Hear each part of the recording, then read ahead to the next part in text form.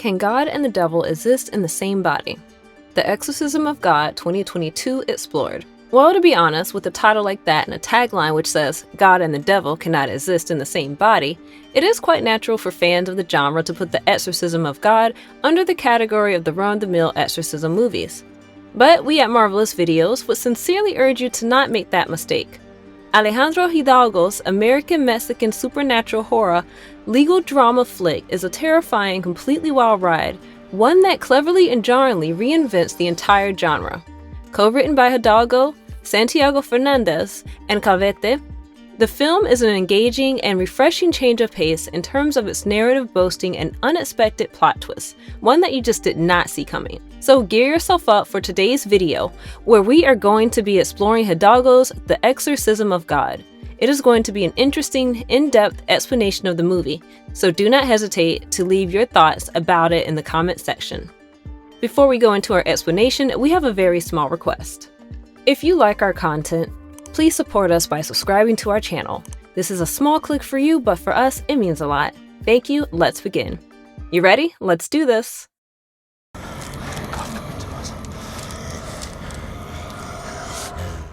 God and the Devil cannot exist in the same body.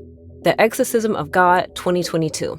The year is 2003. A distressed man is seen driving through the roads of Nombre de Dios in the middle of the night and reaching out to the local priest. He tells him it is a serious matter and takes him along with him to his house. As Father Peter Williams steps inside the house, it is a messed up situation. Everything is either broken down or shattered. He finally comes face to face with the succubus tied to a bed in the room. Judging by the condition of the possessed woman, she surely will not be able to endure it longer. Peter calls up Father Michael, who forbids him to perform exorcism on the woman, telling him that he is not ready and warns him of the consequences. But waiting for Father Michael to arrive after 2 days and then carry out the exorcism is equivalent to giving the woman a death sentence. Therefore, Peter decides to perform the exorcism all by himself. However, as he begins to work, the demon-possessed woman lures him just enough for him to lose control. He falls for its temptations and commits a blasphemous act. He is also seen temporarily getting possessed by the entity before the scene cuts to black. It has been 18 years since that incident. Having associated himself with charity work for the needy as well as children, Peter is doing his best to keep his guilt suppressed deep down.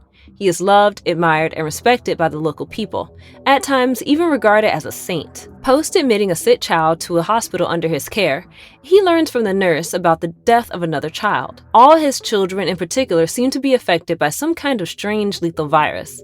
Losing 4 children in a week definitely felt like a punishment from the Lord, and he is seen blaming himself for everything that's happening to the children. As he discusses about his past actions with Dr. Nelson, the latter tells him it happened only because that he was possessed. But Peter holds himself liable, calling himself weak and stating that he has still not been able to forgive himself for what he has done. The audience also learns that he tried to own up to his sins post a sacrilegious act, but did not have the guts to go through with it, confessing his sins to the bishop. Instead, he surrounded his life around the church, the children, and the orphanage. In order to find peace and have God forgive him, Peter decides to confess his sins again and travels to Mexico City to visit Monsignor Balducci.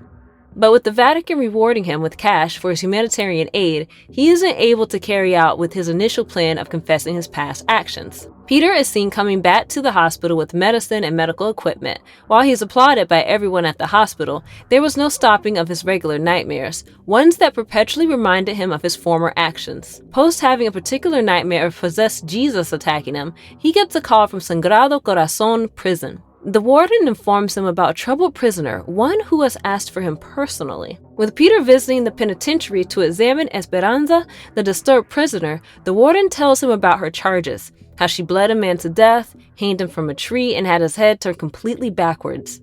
Before entering her cell, Peter is warned about her being very aggressive and strong, so as to maintain a certain distance from her. Once they enter, all it takes Peter is a split second to realize that the demon he had tried to expel 18 years ago is back to torment him again. To make things even worse, Esperanza is also disclosed to be the daughter of both Peter and Magali. When Peter tries explaining to Magali that he was possessed, the latter tells him to expel the demon out of Esperanza's body as an act of redemption. Later that night, Peter is seen having another dreadful nightmare. Speaking of his terrifying dreams, they are only getting worse, and he is seen waking up screaming in horror and gasping for breath. Back at the hospital, there has been a total death of 5 children now. The children have all been made to undergo every kind of test that there is, and there is no sign of affected organs or a virus. The real reason behind their sudden deaths could not be detected. Not wanting to waste further time, Peter visits Monsignor Balducci again and fills him in with the details of Esperanza. Balducci approves of Peter to perform an exorcism, and the latter seeks his permission to have Father Michael join him this time. With the arrival of Michael in Mexico, the audience gets to know about the demon's actual name, Balben. We also learn that Michael had not only faced the demon before, but had also defeated it. Peter decides to tell him his side of the story, that he has never been able to defeat it. It does not take Michael much time to realize that Balben would not have left without taking Peter's soul, but because he carries God inside, he was able to expel the demon. Later that night, Peter throws away the 2003 Magali recorded exorcism tape into the fire, and as he watches it burn, he is flooded by memories of that particular night.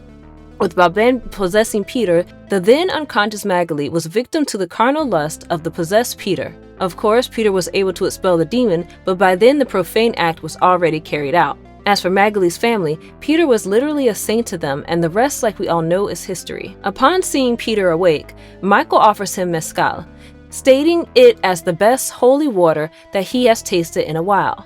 Next, he asks him about his nightmares, and Peter tells him about his recurring dream, one where he sees a possessed Jesus.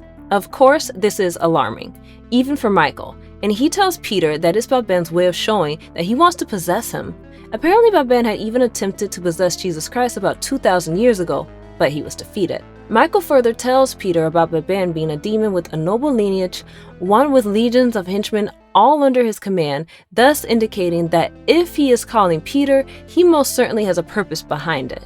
While the duo are seen conversing with one of the nuns, Sister Camila, whilst offering her prayers initially, has blood dripping on her face and then gets pulled into a dark doorway. The possessed nun is almost about to attack the children when Magali intervenes, stopping her from doing so. But of course, she is no match for her. Had Michael and Peter not interrupted, Magali would have certainly been choked to death by the possessed. With Peter taking a close look at the terrified children, he finds all of them infected.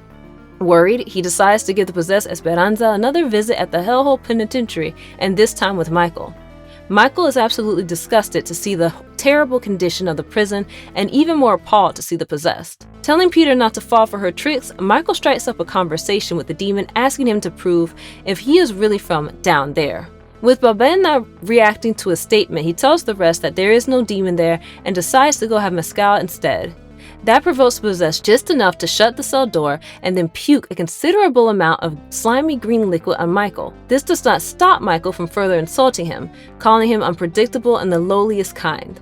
Balben is enraged enough to attack Michael, and it's only after Esperanza is injected with a sedative shot that they are able to control the demon. Looking at the level of destruction that the possessed is capable of wreaking, Peter asks the warden to empty the prison and transfer the rest of the inmates somewhere else, but with the warden being adamant about the prisoners staying put, Dr. Nelson comes up with the idea of putting all of the inmates to sleep, jabbing them with a sleeping sedative. With everyone making the necessary arrangements and setting up the final place for the exorcism to take place, Michael warns Peter about Balben being the demon of deceit and that one should, no matter what, never make a deal with it. Knowing that the conventional rituals will have no effect on Balben, Michael makes some rather special arrangements for the demon. With the guards leaving for the day, the trio of Michael, Peter, and Dr. Nelson begin their work. Knowing Balben, he is certainly one who likes to play tricks, and it goes without saying that he too has plans for the trio. After effortlessly locking Michael and Peter into the very containment cell, he attacks Dr. Nelson. Of course, he opens the cell once he is finished with the doctor. Peter and Michael start looking for Nelson, only to realize that every cell gate has been opened. Post discovering a fatally wounded Nelson who tells them to run, the duo is pursued by the now possessed inmates as well as Esperanza. With Peter and Michael securing themselves inside a room for the time being, Michael questions the former why his prayers are not working. On further asking him about his sins, Peter tells him about Esperanza, and it dawns upon Michael that she is his daughter. When Peter asks Michael to exorcise Balben like he had done before, he admits to Peter that he had to make a deal with Balben, sell his soul, and lose all power over him, just so as to save the possessed children. Before dying, Michael tells Peter now Balben will try his best and tempt him by using Peter's biggest weakness, but at no cost should Peter make a deal with him. Mustering up courage, Peter talks about his past actions, about his forbidden desires, the suppressed guilt, how he broke his vows with God, and how Balbin took advantage of his weakness, and of course, the fruit of the sin, his daughter Esperanza. He records every statement on his phone camera, and despite being well aware of the consequences, he still sends the clip to Bishop Balducci. With the reignited faith that he had been lacking all this time, he is able to tackle the possessed inmates that come advancing towards him. Next, he encounters the possessed Christ, who was first seen dragging his cross and then running towards him. Right when he is about to take a huge leap at him, Peter is able to subdue him by making him kneel before God. He reminds everyone that it is God who commands them, only to get attacked by another possessed inmate from behind. When he regains his consciousness, he finds himself tied to a chair. Balbin is seen torturing Peter, burning his forehead with the cross. When Peter tells him that God is within him, Balbin laughs and tells him that is why he is going to take God out of him. Balbin even begins to offer his prayers to Satan, telling God to leave Peter's body. This leads to the condition of the infected children to aggravate further. They violently start shaking on their beds, and as for Sister Camilla, she is attacked again by what seems to be a possessed Mother Mary. Back at the penitentiary, Peter starts fighting back. Even in his incapacitated form, he regains his faith and performs an exorcism, demanding Lucifer's slave to free his daughter right away. This enrages Balbin to an extreme where he starts strangling Peter, screaming at him to let him in. But Peter is not the one to give up, not anymore. This leaves Balbin to give Peter a choice between Esperanza or the children back at the hospital. Meanwhile, the kids at the hospital start dying one after the other. Unable to choose, Peter asks Balbin what it is that he really wants. That's when Balbin tells him that he wants God to exit his body, and if Peter does it, all the children will be saved. He even tells him that he will free Esperanza.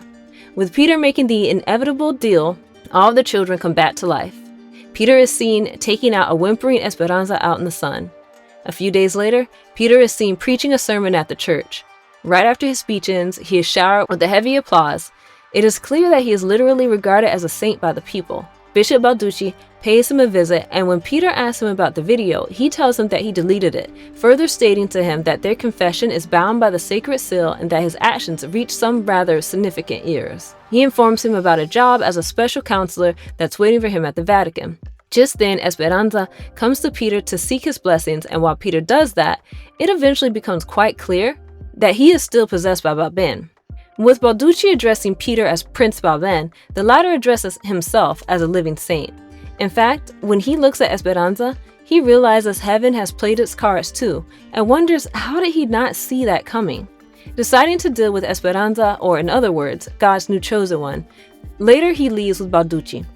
The movie ends with Father Peter reaching the Vatican and a voice over Peter stating, "The evil ones will not inherit the kingdom of God. They will inherit the earth."